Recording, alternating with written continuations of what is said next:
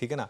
तो ये मैं दोबारा एक बार रिपीट कर रहा हूँ क्योंकि जिन लोगों ने शुरू में मिस कर दिया होगा उनके लिए क्या हुआ है कल। सबसे पहले तो बता देते हैं, आरबीआई ने कोटक बैंक पे बोला कि अब आप न्यू ऑनलाइन कस्टमर नहीं ऐड कर सकते और ना ही नए क्रेडिट कार्ड आप वो इशू कर सकते हैं। और आज के ज़माने में सारा बिजनेस जो है वो ऑनलाइन ही आता है। देखिए एग्जिस्टिंग कस्टमर्स पर कोई इंपैक्ट नहीं होगा, ठीक है, लेकिन जो न्यू कस्टमर्स एक्वायर करने हैं आपको, सारा मामला न्यू कस्टमर्स का है ना। At the end of the day अगर आप एक डिजिटाइज हो रहे हैं इकोनॉमी में और अगर बैंकिंग सिस्टम को और कस्टमर्स ऐड करने हैं तो वो नहीं जुड़ेंगे तो उससे एक इम्पैक्ट तो पड़ेगा।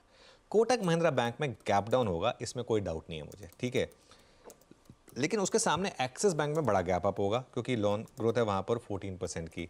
और क्यों बैलेंस हो जाएगा, ये एक और रीज़न है कि बैंक निफ्टी की अब expiry out of the way, तो किसी ऑप्शन राइडर को कोई बहुत ज़्यादा वो नहीं है कि इसको मैनेज किया जाए बैंक निफ्टी को।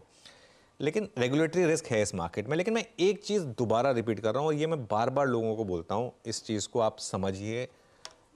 क्या होता है ना, कोई भी स्टॉक, कोई भी कंपनी में अच्छी न्यूज़ आए और कोई भी कंपनी में ख़राब न्यूज़ आए, बहुत आसान होता है ये कहना कि जो इसमें अच्छी न्यूज़ आए कि इसको बाय कर लीजिए, ये टारगेट्स होंगे, और ख़राब वाले को बोल दिए कि इसको सेल कर दीजिए, ये टारगेट होंगे। वो खुलता ही उस टारगेट पे है। अब कोटक महिंद्रा बैंक में आप जो मर्जी टारगेट ले लीजिए, वो खुलेगा उसके नीचे, ठीक है ना।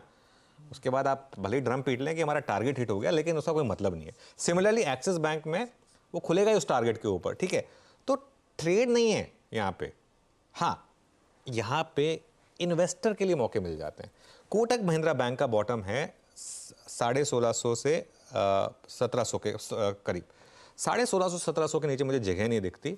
और अगर बाई चांस ये स्टॉक 1740 1750 पे खुला तो वहाँ पे फिर शॉर्ट करने का कोई मतलब नहीं है, क्योंकि वहाँ पर आपका रिस्क बहुत बड़ा है और रिवॉर्ड सिर्फ 50-60 रुपये का है। 50-60 रुपये के रिस्क और रिवॉर्ड के लिए कोटक महिंद्रा बैंक जैसे स्टॉक को शॉर्ट करने की गलती मत करिए। ये मेरा एक सिंपल एक व्यू है। आपको याद होगा हमने 3 दिन पहले एक व्यू लिया था M&M फाइनेंस को भी, अगर जहाँ खुले वहाँ शॉर्ट मत करिएगा। और उस दिन वो स्टॉक इंट्राडे में 5-6% रिकवर होकर बंद हुआ था, ठीक है। गिर के नहीं दिया वो स्टॉक, गिर के नहीं दिया। यहाँ पे आशीष मैं बता रहा हूँ आपको, ये स्टॉक जो हैं ये कुछ ऐसे स्टॉक्स होते हैं जो जहाँ पर मार्की इन्वेस्टर्स मौके ढूंढते हैं कि हमें मौका मिल जाए लोअर लेवल पे बाय करने का।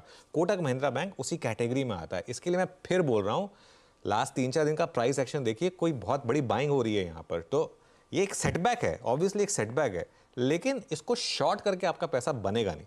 हाँ, अगर आपके पास इनसाइड इन्फॉर्मेशन थी, आपने कल बेच दिया, वो अलग बात है। वो मुझे लगता नहीं किसी के पास थी। आरबीआई है, कोई ऐसा नहीं है कि कोई कंपनी है जिसमें किसी को कुछ पता था। और इसके लिए स्टॉक देखिए, एक और अच्छी चीज़, कल स्टॉक डे हाई पर बंद हुआ है। अगर किसी को हिंट होता तो कल ही ये स्टॉक गिर जाता ना, लेकिन किसी को हिंट नहीं था कि ये ऐसा कुछ होने वाला है। तो इसके लिए मैं फिर बोल रहा हूँ कि प्लीज़ कोटक को शॉर्ट ना करें। अगर बहुत ज़्यादा गैप डाउन के साथ खुले, फ्लैट खुल जाए, वो मुझे लगता नहीं होगा, तो भले ही शॉर्ट ट्रेड बने, लेकिन मतलब नहीं बनता। इस 1650 1700 उसके आसपास तो शॉर्ट बिल्कुल नहीं बनता। अगर आप एक इन्वेस्टर हैं, इन्वेस्टर ने अपने फाइनेंशियल एडवाइजर जरूर पूछेगा, तो मौका होगा 1650। अगर 1650 17 मिल जाए ना, लपक लीजिए, कोई टेंशन ही नहीं है। हाँ, व्यू रखना पड़ेगा आपको 1-1.5 साल का, लेकिन उस हिसाब से अप्रोच करिए इसको। चलिए, इंटरेस्टिंग दिक्कत वाला सेशन हो सकता था, एक्सिस बैंक के अच्छे नतीजों ने बचा लिया भाई। तो बैलेंस आउट कर देगा वो कोटक की जो आने वाली वीकनेस है आज की। ऐसे में फिर निफ्टी बैंक का